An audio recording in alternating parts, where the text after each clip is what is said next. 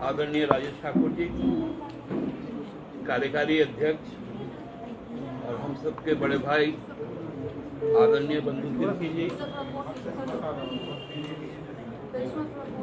मेरे अग्रज शमशेरदा, मेरे भाई राजेश जी, राजीव जी, सॉरी,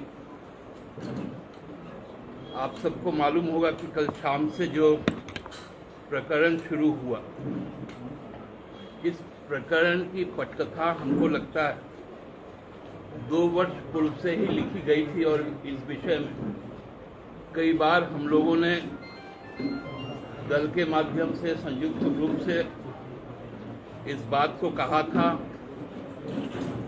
पूर्व में रांची के एक होटल में कार्रवाई भी हुई थी,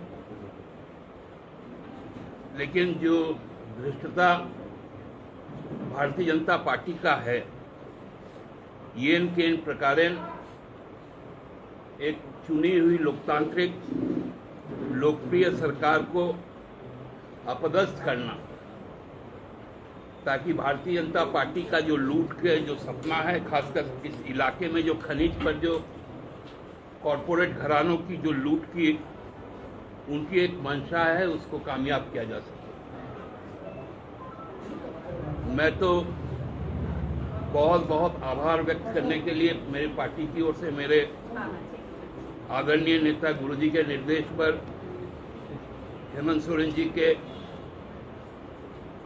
तरफ से मैं कांग्रेस का आभार व्यक्त करने आया हूं कि जितना विजिल कांग्रेस पार्टी है इस सरकार के स्ट्रेंथन के लिए, इस सरकार को मजबूती के साथ चलाने के लिए, उनकी जो प्रखर नजर अपने विधायकों पर है और जो अनुशासन कांग्रेस पार्टी ने दिखाने का काम किया है, उसके लिए हम लोग अपनी पार्टी की ओर से आभार व्यक्त करने के लिए भी आए हैं।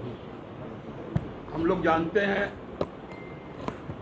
कि बहुत दिनों के बाद, लगभग 20 वर्षों के बाद, हमारे राज्य में एक स्पष्ट नीति के साथ चुनाव पूर्व गठबंधन, जिसमें सारी बातें तय हुई, उसके बाद ही ये सरकार अस्तित्व में आया।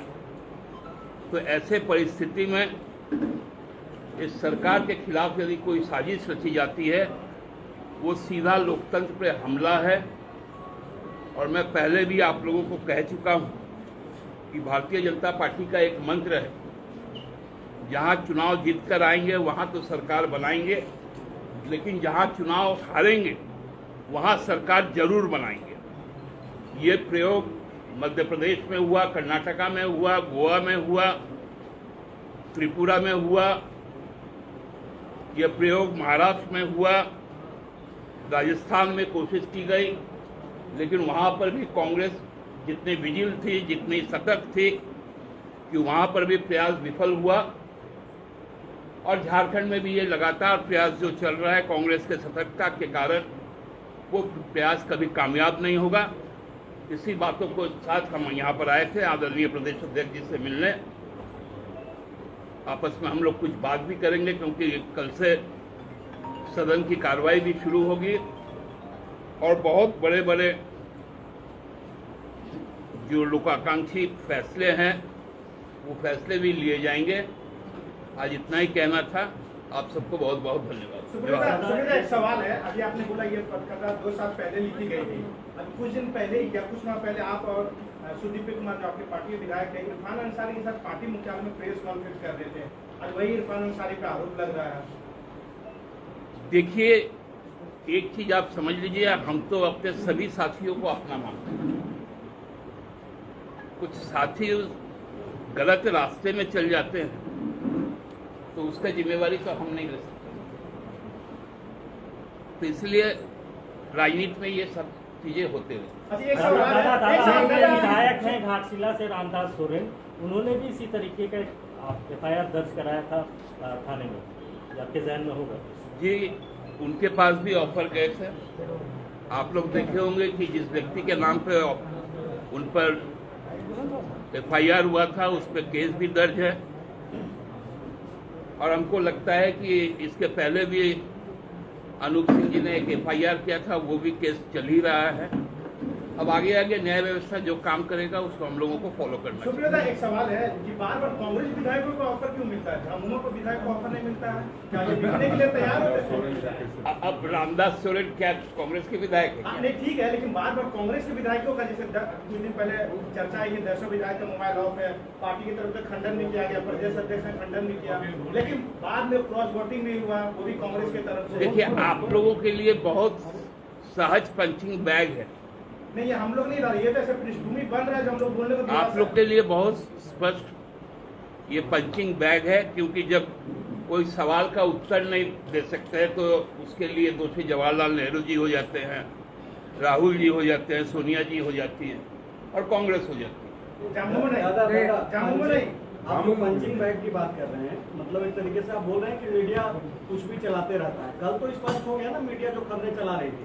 मेरा सवाल यह है कि क्या इन 3 विधायकों के अलावे भी आप लोग किसी और से शक है कि सतर्कता जो कांग्रेस पार्टी की आप बता रहे हैं कि काफी सतर्क है, वो इन पे कार्रवाई के बाद जो है आप लोग अब सहज स्थिति में? अब ये तो देखिए आदरणीय प्रदेश अध्यक्ष जी है, वही जानते हैं, और जो हम लोगों के समन्वय समिति में जो संसदीय कार्य मंत्री जी है, हेमंत जी है, सदन में इन दोनों की जो सबसे ज़्यादा महत्वपूर्ण जिम्मेवारी और दोनों परिपक्व, हमको लगता है कि ये तिकड़ी काफी है इस राज्य को सही दिशा देने।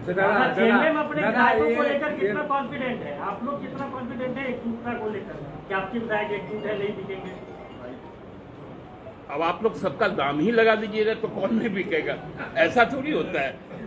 ये कोई सामान है क्या कि अभी मानसून सेल चल रहा है एक के साथ एक फ्री? नहीं, फिर भी जो फिजा चल रही है आप लोगों के मुताबिक, उसके अनुसार कितना आप लोग कॉन्फिडेंट? हम पूरी तरह कॉन्फिडेंट है और हम 2024 में आशा और उम्मीद नहीं, विश्वास करते हैं कि जॉइंटली फिर से लोगों का आशीर्वाद लेने जाएंगे। अच्छा दादा, ये यहाँ वहाँ जो एसपी ने प्रेस कॉन्फ्रेंस किया, झारखंड से इनपुट थे इंटेलिजेंस को वहाँ पे, तो ऐसे में ये जो इनपुट था यहाँ का इनपुट वहाँ गया और उसके बाद वो गिरफ्तारी हुई, यानी सरकार को सारी चीजें मालूम थी, आप लोगों को सारा चीज मालूम था ये पहले से? इंटेलिजेंस फेल है तो हमेशा विजिल रहती है ना।